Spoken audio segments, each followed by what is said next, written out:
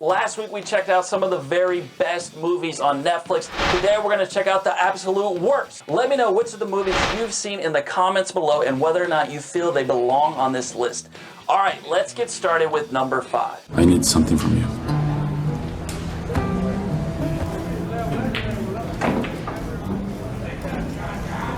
It's something bad.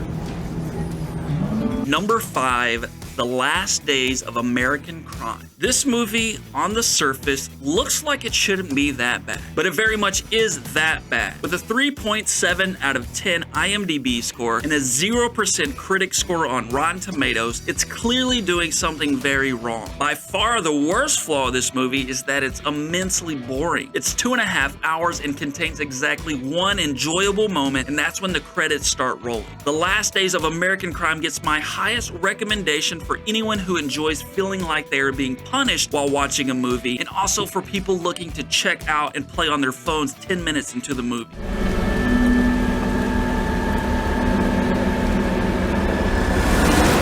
Number 4. Kali Kui. Kali Kui makes me kinda sad because it's not bad enough. I mean, it's bad, it's got an extremely weak script and terrible pacing, but I kinda wish it was worse. The best thing about bad movies is that you can sit around with your friends and talk shit about them. Take that away from us and we're just falling asleep. There are some decent visuals and this film does have a few fans, but overall it's just really meh. It's got a 3.5 IMDB score with hundreds of 1-star reviews, and that's all you really need to know about Kali Kui.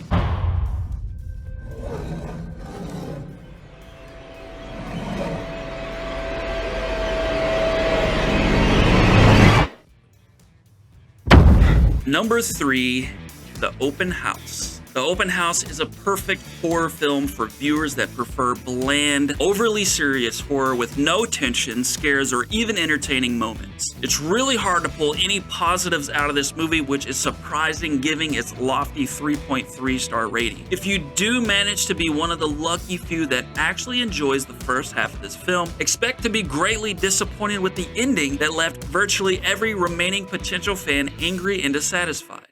If you find yourself searching endlessly for good movies to watch on Netflix, why not let me do the work for you? I scour the depths of Netflix every week to find the best of the best or worst of the worst in every genre, so make sure to hit the subscribe button and enjoy the best that Netflix has to offer.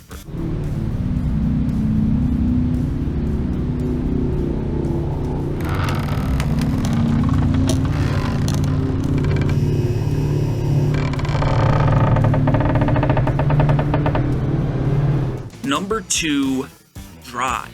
No, not the cool Ryan Gosling flick. This is the crappy, cheap Netflix India take on the Fast and the Furious franchise. Now, despite a 3.1 IMDB rating, I do have something positive to say about Drive. It kind of becomes what's like the holy grail of bad films, and that's that it's so bad it's actually pretty entertaining. Entertaining if you can get a kick out of bottom-of-the-barrel special effects, a complete and total lack of subtlety, and just an overall very high amount of dumbness. Check it out for a few laughs, or don't check it out at all. You're really not missing much.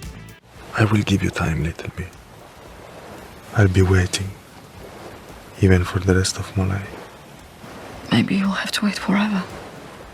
It won't change anything.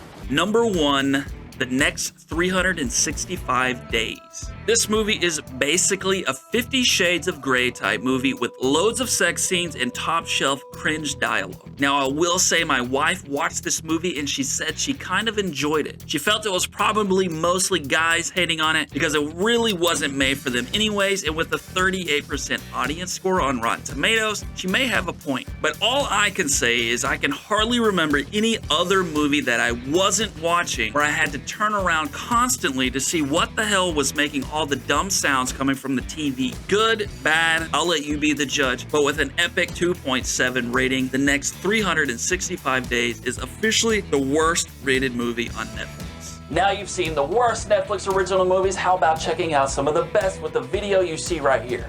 That's it for today, everybody. See you soon.